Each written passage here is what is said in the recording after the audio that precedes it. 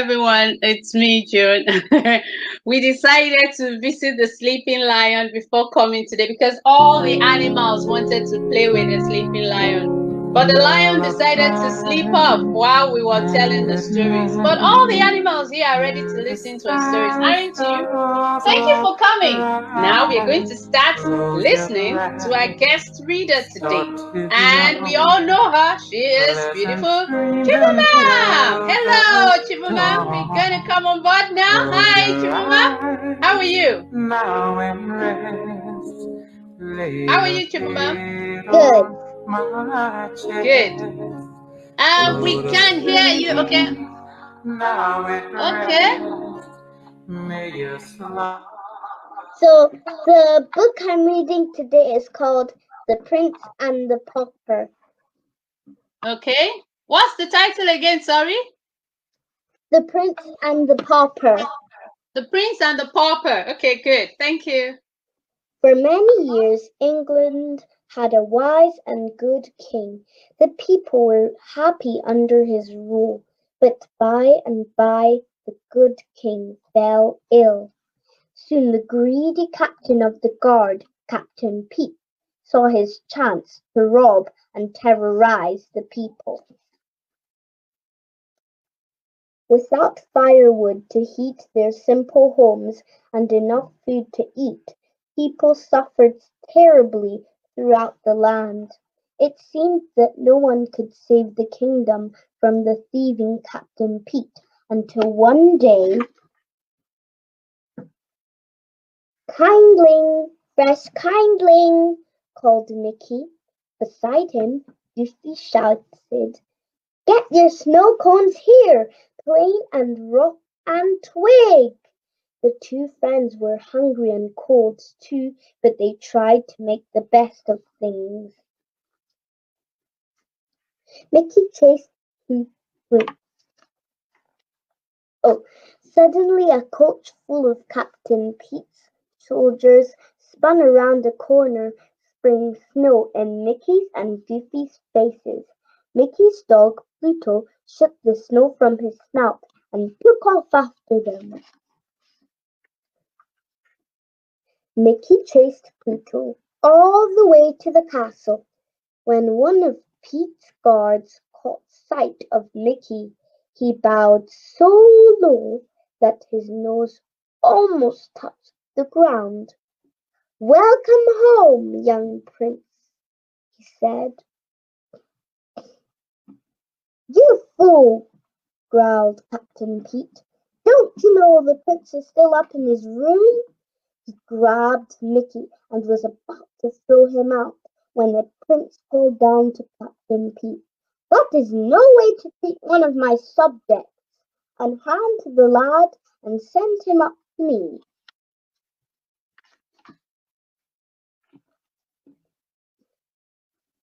As Mickey tried to find the prince's room, he stared at the luxurious castle furnishings. He was so busy looking around that he forgot to watch where he was going. With a loud crash, he stumbled into several suits of armor. Just then the prince appeared. He was about to greet Mickey when the helmets toppled onto each of their heads.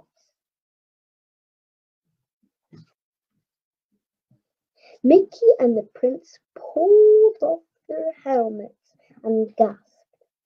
"You look just like me!" cried Mickey.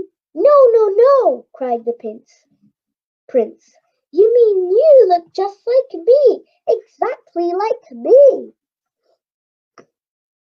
Then the prince had an idea. "I could take your place for just one day. I'm tired of being a prince," he said. "I'm tired of studying and fencing and never having time for myself. I'd like to see what's going on outside these castle walls." "If we swapped clothes," he told Mickey, "you could live like a prince for a while, and I could walk around the kingdom just like an ordinary citizen."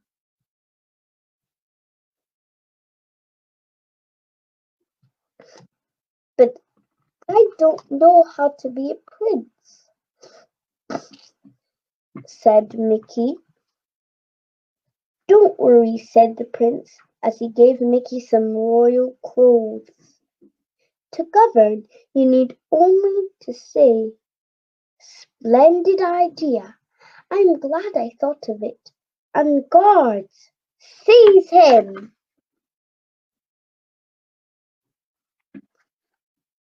The prince put on Mickey's clothes, climbed through the window, and slid down a vine.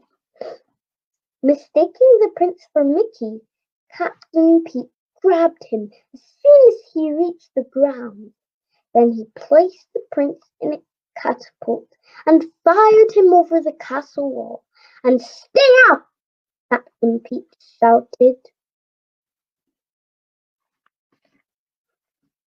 The prince landed on his face in the snow, and Goofy and Pluto ran over to help him up. As soon as Pluto sniffed the prince, he knew it wasn't his master, Mickey, so Pluto trotted off to the castle gate to wait for the real Mickey. Gosh, Mickey, cried Goofy, you shouldn't jump over walls and land on your head like that. You could get hurt.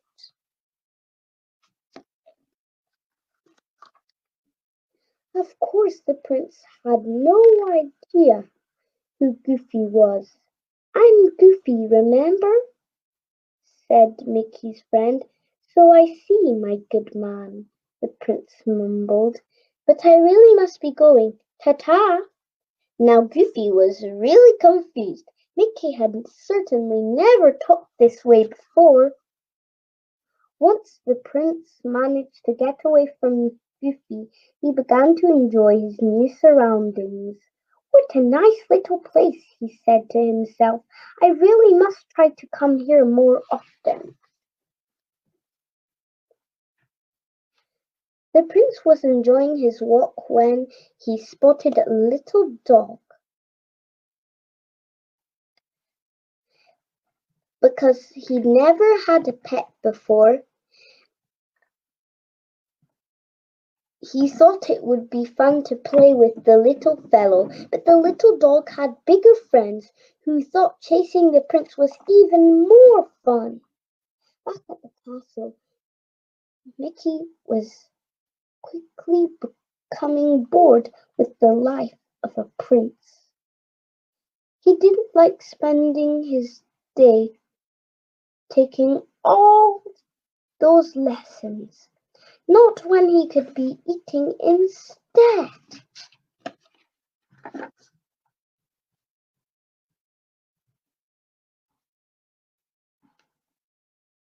Mickey licked his lips as Donald, the prince's butler, carved a giant turkey.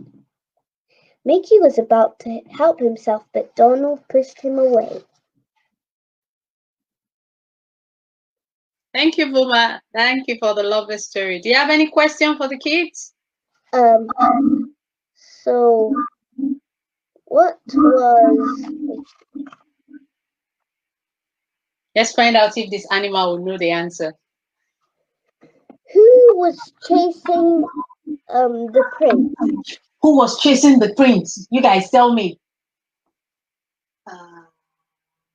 Who was chasing the prince? The dog. Was it Mickey? Was it the pauper? Who was chasing? Pluto. Pluto. Was it Pluto? Oh, Bunma says no. Was it Mickey? Mickey? No. Oh, no. There were two people who were chasing the prince at a different time. So do you want to tell us their names? First, Goofy was chasing the prince. Goofy! Okay. Then three big, like husky dogs were chasing the prince. So 3 husky dogs and Goofy. No, we don't have the dog here today. Is that why you didn't know it? Don't fall down on me. You didn't answer the question. Next time, you listen to the story properly. Okay, animals? And now I'm going to start my story. You need to listen to me. Right. We just reprimanded the animals. Now it's time for me to tell you my story. I'm going to read a story from Ghana today. And the title of my story is Atsutse, Atsutse and the Wasps. So I'm going to now read. Storyteller, listen to the story. So let the story begin. The story falls upon Atsutse. It falls upon Atsutse. The story falls upon Atsutse. The story falls upon Atsutse. The story falls upon the Wasps. The story falls upon the Wasp. Once upon a time, in a terrible time, there was great famine in the land where Atsutse and Atsutse lived. Those who were strong hung on to life by the most fragile of thread, not speaking, not moving, for fear of wasting even the smallest drop of energy. As time went on, and man and beast grew more desperate, they dragged themselves to the only tree known to be surviving in the drought, and which had already devastated all other plants. By great fortune, this tree happened to be on a fruit tree, and all those who managed to reach its protective hands were able to sustain themselves until such time as the rain returned. You will not be surprised to know that among those who looked at the tree for life at this terrible time was the wasp, who was able to suck the heart out of a fruit before it dropped the remaining onto the ground beneath the tree. Never a popular creature, Wasp was now even more bloated, and despite as his bullying ways became very apparent, he was a bully. Guys, are you bullies? No. You shouldn't be bullies to your friend. The Wasp was very selfish and was a bully. Let's see what happens to him. Foremost among those who scorned him was his mother-in-law, who taunted him for his poky body and for his lack of friends. How her daughter could ever have fallen in love with such a despicable creature, she could never know. His mother-in-law scorned Wasp, who was ever in the outlook of some ways of getting revenge on her. And so it was that one day he noticed that the twins, Atsutse and Atsutse, were among the latest arrival beneath the life-saving fruit tree. Now, it was acknowledged throughout the land that the twins were far stronger than anyone else. Nobody had ever successfully challenged their power. And so the wasp flew to Atsutse, saying, I would never dream of asking you for a favor in the normal run of events, Atsutse, but seeing that we live in extraordinary times, I have a very great favor to ask of you. Oh yes? What's that then? You may or may not know that my mother-in-law has hated me from the day I married her daughter, and so she never ceased to mock me, calling me spineless and feeble-bodied. She does it especially in front of my wife and children. I am wondering if you would be kind enough to engage in a fight with me right under my mother-in-law's nasty nose and let me win the fight. What? What a request. That's a mean request, kids. Let's see what happens. Why should I risk my reputation for someone as evil as you, said Atsutse. If you do as I ask, I will make sure you and your brother, Atsutse, receive the and the most nutritious fruit from the life-giving tree, assumed Wasp. Trapped by the seriousness of the famine and the drought, Atsutse agreed to the deal, knowing that he should and others sustain the current crisis, he would soon recover his dented reputation. That was mean. On the following day, the Wasps engaged Atsutse in a fight, which everyone was obliged to witness.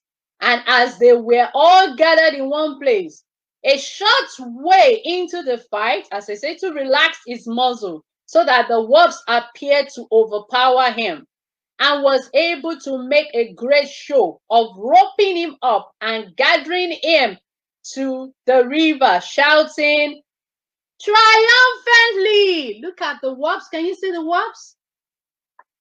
Can you see the Wasps? And he tied down Atsutse on the floor. Can you see the Wasps? Okay. That was not good. So where is your great strength now, Atsutse? Arriving at the river, Wasps did not untie Atsutse as they had previously agreed upon, but instead, I'm taking you far away, way down the river, until we get to the chief Tusidi, our old friend of my father. As soon as Atsutse realized that the Wasps intended to abuse the favor he has agreed to, he began to shout loudly for his twin brother, knowing that he at least would hear him and come immediately to his aid. Leaving his victim tied up on the riverbank, the Wasp quickly flew to Atsutse and filled his ears with wax to prevent him from hearing his brother's call for help. Returning for Atsutse, the Wasp dragged him to Chief Tesu's palace, where he explained to the chief that he was punishing this hard-hearted man who had persisted in eating the best fruit that fell from the life-giving tree when all around him were those who were dying of lack of food and drink. Was that true? No. Oh no, this is terrible. This is so not right. He, the Wasp, was doing all he could to help the starving people by dropping fruit onto the ground. But his best endeavors were ruined by the all-consuming greed of this evil man. Rub him tighter and carry him to the sea, where you must leave him to drown, ordered the chief. Wow. At that very moment, Hawk flew down to Atsutse, pulled the wax out of his ear, and told him what was happening to his brother. Whereupon Atsutse climbed upon the bird's back, and the two flew upon all the speed until they reached the sea. And that was the picture I showed you. You see Atsutse flying on the hawk's body, and he's coming to meet the Wasp and his brother. Why are you drowning this man? Demanded the hawk. Slow of thought, the Wasp unable to reply. So while the hawk held the wretched insect captive, Atsutse released Atsutse and used the rope to tie up the Wasp. Returning to the chief's palace, they recounted the whole story. The chief, angered by the way in which the Wasp has betrayed his fate, provided even more ropes, which was used to tie the Wasp around and around and around and around and around and around the Wasp's waist until he could scarcely breathe. Not wanting to spend any more time with the shriveling Wasp, the twins dumped him on the ground as soon as they had left the village, before continuing on their way to the life-giving fruit tree, where they had left all their families and friends. It didn't take long for the Wasp to decide that a skinny waist will bring forth nothing but howl of decisive laughter. So he dragged himself to the nearest house, and with a thatched roof, where he slowly crawled up his way onto the wall. As soon as he reached the tatters, he buried himself in it so that no one could possibly see him. In time, the rope disintegrated, but disgraced and humiliated, the Wasps decided never again would they live among others. So it was, and so it is today. The Wasp has always found hiding in hatches, ready to strike if you and I try to disturb him. And I advise you not to laugh as his pinched, punched waist. Not every man likely is it. However, you laugh at your peril, as the wasp does, has a vigorous sting in his tail. Yuck! Yuck! He was left with a tiny waist, and that is why today you see wasps, they have tiny waists, and then they can sting you if you laugh at them. If you go laugh at them, animals, you are doing it at your own peril. So, storyteller. This is the story to an old lady. This is the story an old lady told me on my way to meet you. Is that so? Then long may your tongue be oiled, and long may your ears be greased. Good.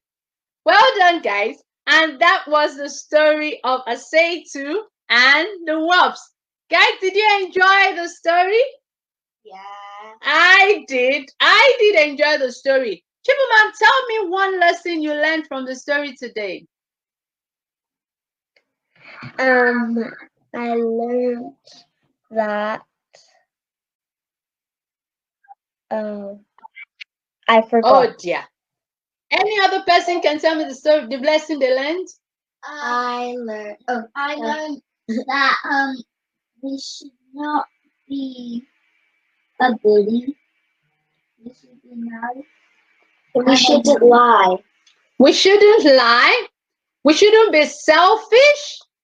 And we should not deceive other people.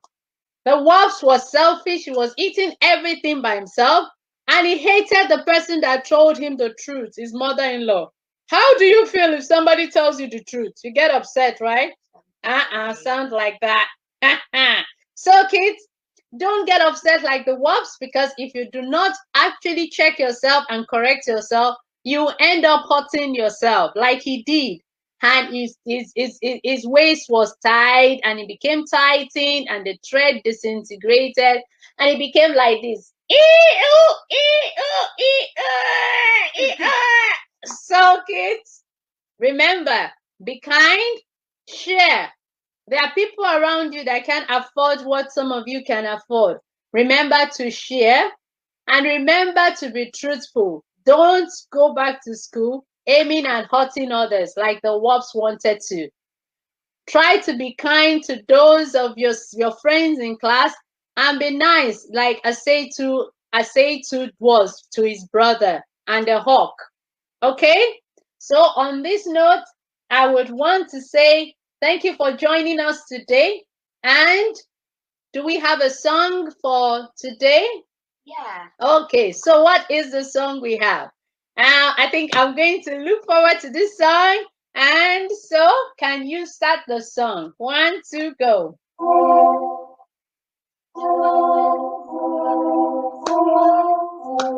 Sing! Sing! Zimbale. Is this Zimbole? Okay. Yes. So unmute yourself, Chibuman, and join us. Zimbale, Zimbale, Zimbale, Zimbale, Zimbale, Zimbale, Zimbale.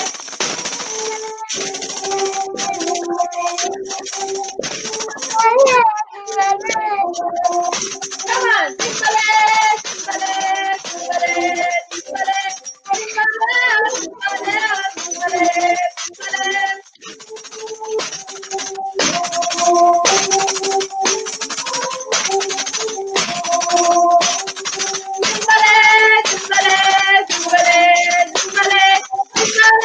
Zimbale, Zimbale, Zimbale,